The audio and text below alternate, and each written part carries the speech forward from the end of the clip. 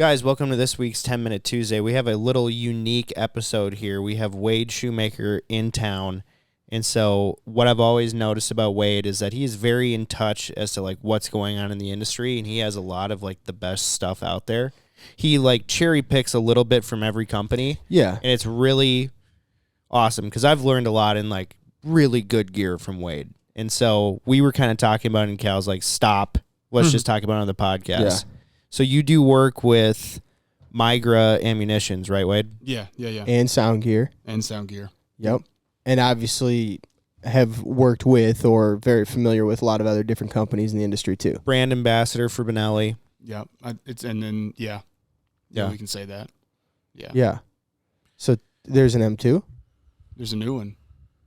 What is different I'm about excited it? about. There's some internal changes going on with it. The most noticeable is going to be the aesthetics, but there's some internal changes that Are they moving away from that Super Black Eagle 3 style of look where it's, thicker at the front of the stock and smaller at the No, they just kind of like facelifted the M2 basically. Like they still are going to go gung ho for the SBE3 line because that's like Do they have the pictures? flagship basically. Yeah, it's out. I mean, it's out there. It's just it's something new, and I'm excited to try it because growing up, you always, or most people want a Super Black Eagle, right?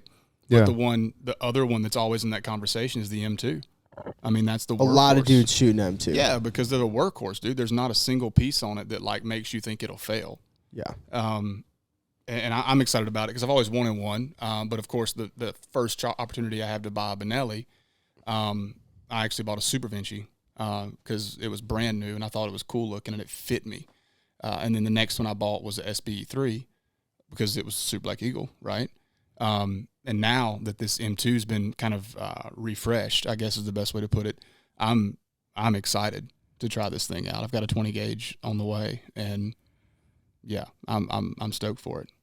Yeah, dude. Joey hates on M2s though. It's not that I hate on them. I just think the Super Black Eagle 3 is better.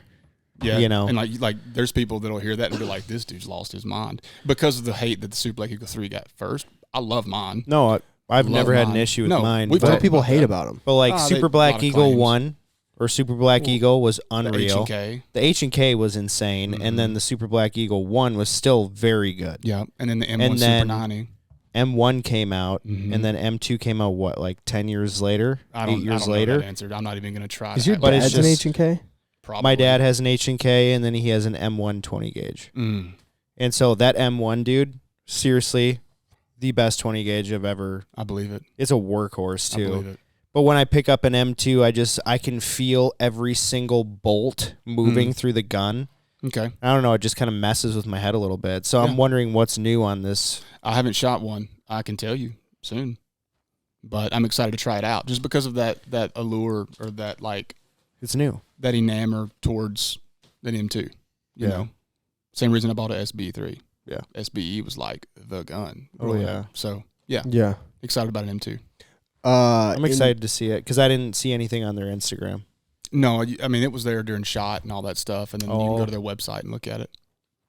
Okay. Yeah. In the realm of new products that are coming out, just tell me about like Timber Plus, Migra Timber Plus. Yeah, so historically, like, we had some Timber Plus that launched a couple years ago. It used to be like a Max Prairie Wing exclusive, and that was the only place that could sell it, and then it went like a little bit more broad, and we had a 3.5 shot size is what it was, and now we've getting away from that, and now we do a 4.6, and what you've got is a 4-shot steel with a 6-shot bismuth running about 1350 feet per second, and in a 20 gauge, and there's not a 20 gauge. Yes. Oh no. And there's not a duck in front of it that'll stand a chance. I shot it last year, and I actually shot mallards and cranes with it. Sandhills. And, I mean, anybody that knows what sandhills are, those aren't babies, right? Now, we shot them, I mean, they were, 30 yards, whatever. Yeah. But we're talking exploding and just falling with 4.6s. Who would you say, like, needs, or not needs, but, like, who should be shooting this ammo? Like, who's an ideal? It's for everybody. Obviously, with the shot size, it's more geared toward a duck. If you're shooting, you can shoot big geese with it, little geese with it, but it's not what it's made for. It's made for ducks. Yeah. And you can shoot whatever you want with it, but I'm going to tell you that anybody that shoots birds within 35 yards can shoot it. And I say that, I shouldn't have to say that, but that's not a common thing anymore, as common as it used to be or should be. But if you're finishing birds, you can shoot that. But I would say it's geared toward ducks. Yeah. Timber plus, right? Not shooting geese in the woods. Not me. No. I'm not saying that towards Unless you're you. Logan Webster. Yeah. No, I'm not saying that towards you. I'm just saying like that's kind of in the name. So timber is like ducks, right? Yeah. But it's you can use it for whatever. Yeah, it is. Yeah, it's very versatile. Yeah. Very, very versatile. Yeah. Sorry, I didn't mean to point it that way, dude. I'm sorry. No, it's all good, man. You're just keep getting zinged on this podcast, Unreal, man. bro. It's unbelievable. What else is coming out that's new this year? I know there was some stuff that's coming out. Yeah, I'm really excited, and it's not really on like the gear list that you would see like for your blind bag. Yeah. But I'm really excited about ProDrive's coming out with some new motors, and I've got a relationship with those guys, like just like a friendship kind of thing. I've done some content and some work for them, but I'm currently it's just a relationship, and they've got some new motors coming out that's going to change the entire trajectory of probably the mud motor world. Is it like public knowledge you can talk about? Yeah, it's out now.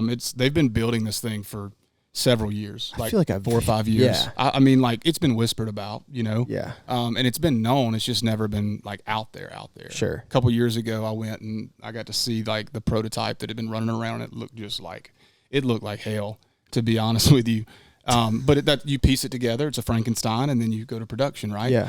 But basically they've taken their current 40 horsepower surface drive air cooled Briggs motor, Vanguard, whatever, and they've taken that, and ProDrive's famous for like their full power reverse, right? Right. So what that means is you're in a bind, you need to back up, and you can't get out, so you push a button, and it literally turns the entire lower unit around. Right. So when you lower it back down and you pull that engage the clutch. Well, now that prop is spinning at the same rate as it would going forward. So like, you're like planing out with going forward where you've got that same power going backwards now. So it's lifting the boat up, pulling you out. Well, what ProDrive's done now, they've kept that, but they've also added what everybody has is that instant reverse where you just push a button and the prop stops, like spins a different direction. So it pulls you out. But it's like an eighth of the power. No, it's actually... No, I'm just saying like the other motors when you put them in reverse like that. Well, I wouldn't say it's the power. I think it's like what ProDrive's done, and I'm not going to get the details out, but the way they figured out how to let water pass through, because that's the whole thing, like the way water's pushed through. There's less resistance the way they do it. Yeah, water's pushing your boat, right? Like you're pushing it with that. So they figured a way to whatever that algorithm is to where when you flip that switch and your prop starts spinning a different direction, that it's stronger than the other boats that have that option. So now ProDrive literally has 2 reverses on their boats on the Briggs. What horsepower are these motors right now? So that one's a 40. Now the thing, which that's common, right? There's nothing different about the motor. Yeah, but full reverse and a 40. Yeah, and that's what I've got currently. Like that's what I've is had. That what okay. Yeah. So, but the cool, that's very exciting. Like the reverse is what's going to change the landscape. But the other thing they've got is something called like an X is what they've called it. I don't know what the name they're going to give it, but it's the same exact lower with a full power, the instant reverse, and all that good stuff. But it is a internally water cooled Tohatsu powerhead. So you have an outboard motor sitting on top of this, and it's been somebody's tried it before. I don't have to say the name. Everybody that knows. But this other brand tried it, failed miserably because it was just basically just a shoddy attempt.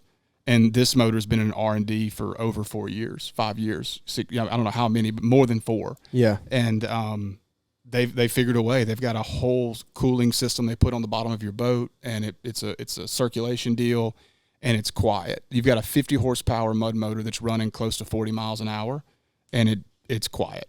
What? That's insane. Is that the reason for putting an outboard motor on top of it?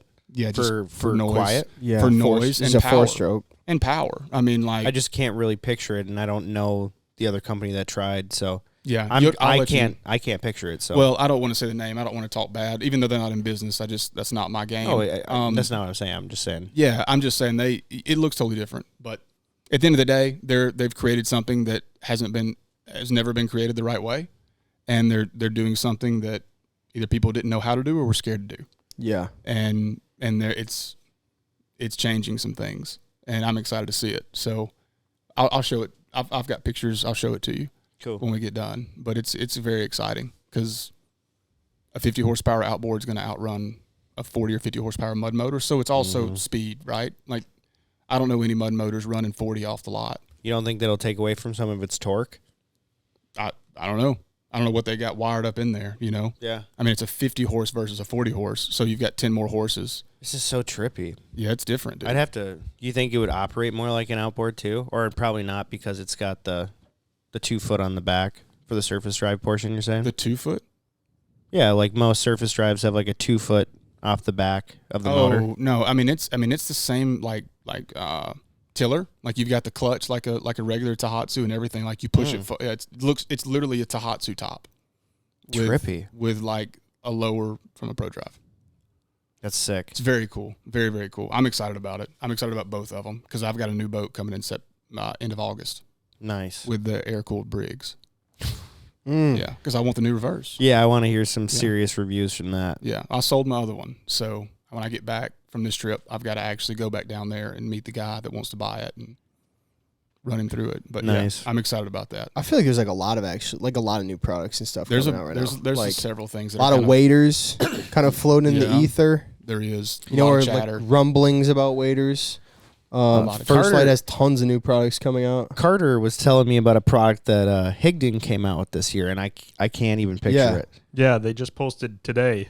They have motion silhouettes, so it's like kind of like a thing. From what I saw in the Instagram video, it's like a little thing that the decoy sits on the stake, and it like almost can do a 360 rotation. Is what it looks like. Does it require a wind? Do you think? I think so. Yeah. Yeah, that's cool. That's kind of crazy. Yeah, I don't know how well it'll work or if they'll be a lot easier to break, but if it moves anything other than this, it's a win. Yeah, you know. Are you watching it right now? Yeah, I'm watching it right now. What are you watching? I'm watching their video. Who? Oh, Higdon. Higdon's. Yeah, I don't know about that. Yeah, like Carter was saying, is like, does that make it more fragile? And absolutely does. Yeah. Like, no doubt. And also, like, they basically made a flock of flicker on a silhouette. And not to talk shit about it, but like, it might be dope. I haven't seen it. Like, I'm worried about when we're using dive bombs and they're not sticking out of the ground, they're sticking out too far and it's really windy and that decoy starts flapping and starts shining. And it's not like just like a shine from the sun. It's like a moving shine. Mm-hmm. That for sure will scare birds. Yeah. You know? So like when I'm hunting with silos, I'm like, I need to get these things down in the ground so they don't go side to side. Mm-hmm. And then they're just automatically doing it. Yeah. Yeah, that's interesting. I didn't think about the shine, and especially like hunting water. And them being, you know. Well, I'm watching the video, and that's what I'm seeing. Yeah, I don't know. Maybe they'll flock it. Well, yeah, and maybe I'm dumb. Maybe I'm dumb, but it's just like I'm looking at that, and I'm like, I'm not a huge fan. Yeah, I don't know. We'll see. I mean, because if you set other silhouettes and the sun's position is changing, then you've got a constant shine. True. You know? Mm-hmm. True. I'm just thinking I'm just playing devil's advocate. Like, I think that's the problem with any silhouette you put out. That's a fire you've got to put out no matter what. It's usually really early in the morning or late at night, but yeah. But that's what I'm saying. Like, it's going to be the same for any. True. Yeah. Anyway, a lot of new stuff coming out. Wade, thank you again, bro. No, thank you guys. We appreciate it, man. Yeah. We really do. We're all so tired, I think. Yeah, I'm pretty whooped. For sure. And we got a long drive, so that's going to do it. Yeah. Thank you all for listening. We really appreciate it. We'll see you soon.